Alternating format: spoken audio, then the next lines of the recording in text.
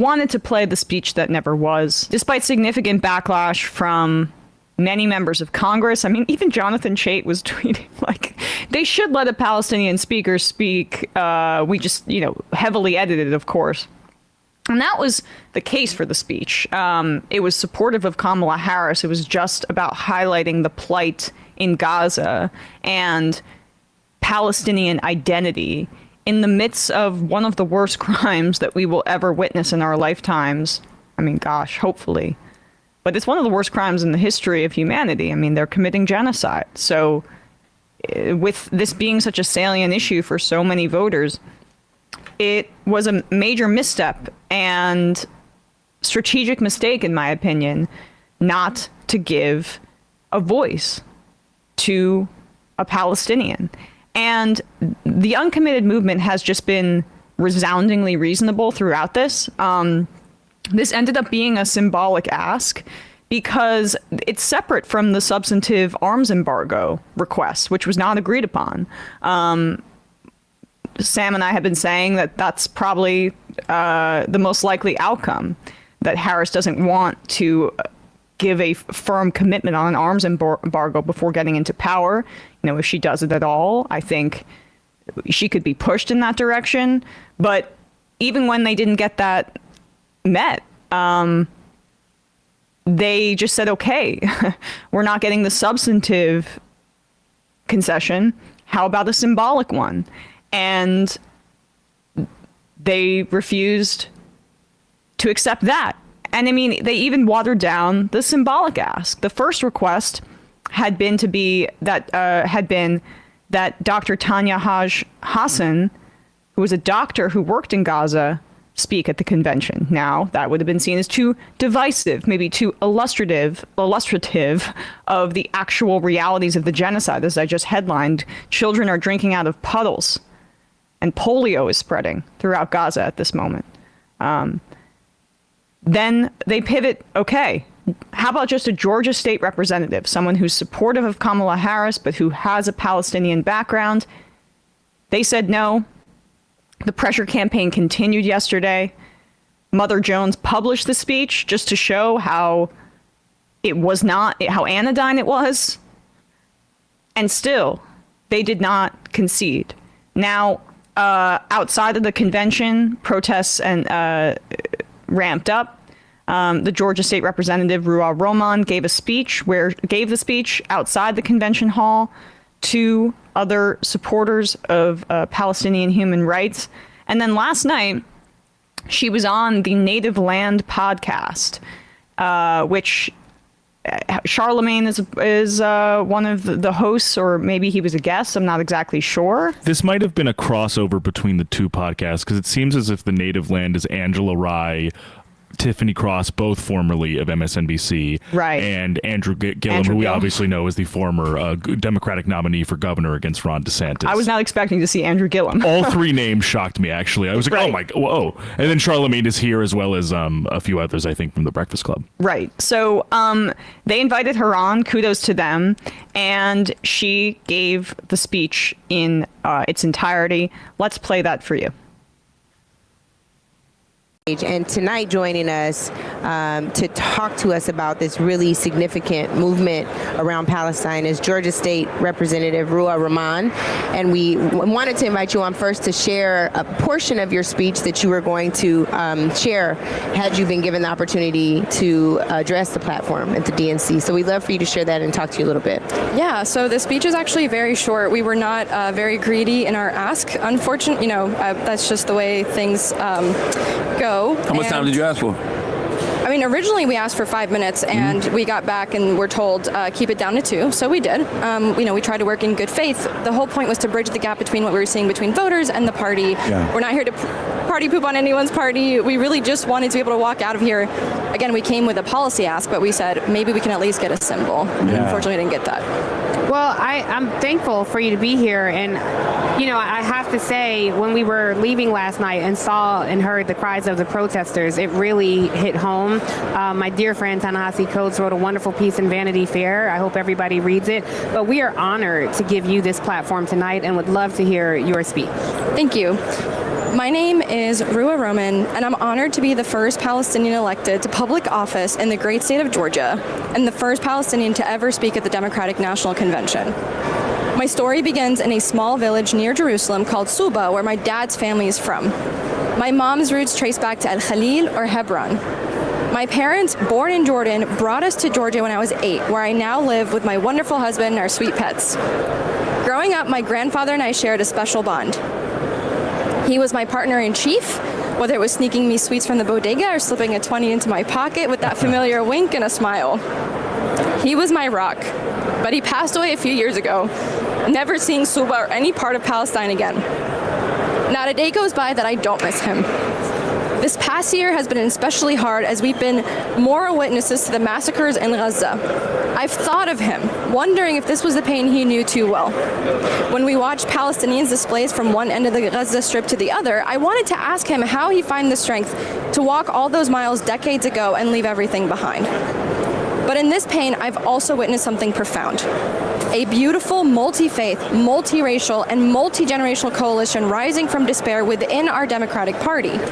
For 320 days, we've stood together demanding to enforce our laws on friend and foe alike to reach a ceasefire, end the killing of Palestinians, free all the Israeli and Palestinian hostages, and to begin the difficult work of building a path to collective peace and safety. That is why we are here, members of this Democratic Party committed to equal rights and dignity for all. What we do here echoes around the world. They'll say that it's how it's always been, that nothing can change, but remember, Fannie Lou Hamer shunned for her courage, yet she paved the way for an integrated Democratic Party. Her legacy lives on, and it's her example we follow. But we can't do it alone. This historic moment is full of promise, but only if we stand together. Our party's greatest strength has always been our ability to unite. Some see that as a weakness, but it's time we flex that strength.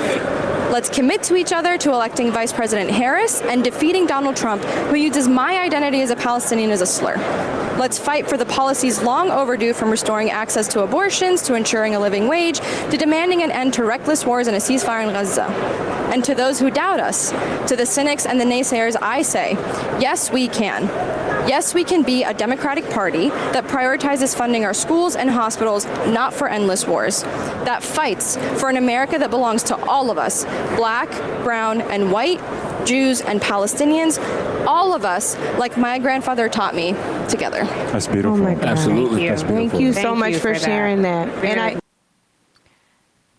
Wanted to play that in its entirety, just to show she didn't say anything that should be perceived as controversial, but Yeah, that almost sounded like a Reverend Wright sermon or something like that, with how caustic and volatile and but how inflammatory the rhetoric was. Saying yes, we can. What is wrong with her? yes, we can. We know who said that first. Yeah. The best friend of Reverend Wright. So go figure. These are the ties that you have to recognize, Bradley, if you're looking at politics. No, yeah, I mean it's unconscionable. I think Charlie Sheeher writes in that there's a Streisand effect here. That's also part of it. I think that cuts both ways, right? I think that the Streisand effect of highlighting suppressing Palestinian voices is also to appease the Israel lobby. Like, there's a part of that the Democratic Party likes. And that's a difficult thing to admit, but it's the truth. The fact that this is a headline gives the, I guess, liberal Zionist remaining coalition some sort of peace that the Democrats are not going to change course here. But my position. I think Kamala Harris has behaved largely rationally so far, and it would be irrational for her not to shift policy at all if she were to get into office based on her own political ambitions. But for activists, and especially with the moment that we're seeing right now, the Wall Street Journal reporting that Israel is concentrating Palestinians into small areas and also starving them and not giving them clean water after destroying their facilities. It's reminiscent of the Warsaw Ghetto, where the Nazis concentrated Jews into an increasingly small part of the city, starved them as well, and then many of them were trucked to extermination camps after being concentrated there. This is the gravity of the moment here. And the DNC just was terrified of any display of disunity, and they valued that more than the highlighting a voice that would speak to the pain here. And I think that's a miscalculation and the biggest misstep that the Harris campaign has made thus far. However, what they're saying to themselves is that we don't think that there are enough people who are going to make this their singular voting issue, and let's be cynical about it and cold-hearted and stave off the AIPAC money in time for us to get into power. Because at the end of the day, this is why this conversation is just so agonizing to have within the context of electoral politics. Their number one goal at this moment is to get into power. And doing the right thing while you're trying to get into power, those two things, unless, we're talking about like the Bernie Sanders campaign, and that's not what this is. Those two things often come into direct conflict. I just wanted to say that after watching it too, the Ruwa Raman speech as well as Kamala Harris's speech is that, and also just taking in totality all 4 nights of the DNC, kind of my interest in what constitutes a big tent for them, that who falls under the big tent is like, never Trump Republicans who make it seem as if all of their other policy positions can fall away because they were horrified at January 6th and want to, so-called save capital, small d democracy. Border Patrol agents and law enforcement officials to kind of almost make it so that Democrats aren't the scary crime party that look at these guys in their uniforms and their big sheriff hats, like they feel comfortable saying Kamala Harris's name out loud, as well as the families of the Israeli hostages still in Gaza. That I understand some people obviously making the comparison of, like, of course, like, they're prioritizing that pain and that grief that resulted from something in the region, but will not do that for another group of people. But what I will say when it comes to that too is, the Muslim Women for Harris Walls, who essentially disbanded their chapter, in a statement, they basically said those hostage families almost made more of a plea for the violence to end. That's been the case the entire time. And that's what I think is so fundamentally jarring to behold, is like the cudgel of which the word hostages and those people's grief and their plight, how that is being used by politicians when those people who are actually in it, whose kids are actually gone, they don't want more Gazans to be killed more than seemingly politicians in this country do. It is absolutely no different than when Republicans in 2004 would trot out the family members of a deceased or a fallen soldier to justify their war on terror. I mean, it serves a very similar purpose. The fact that the Democrats are engaging in it just shows how we have a really long way to go.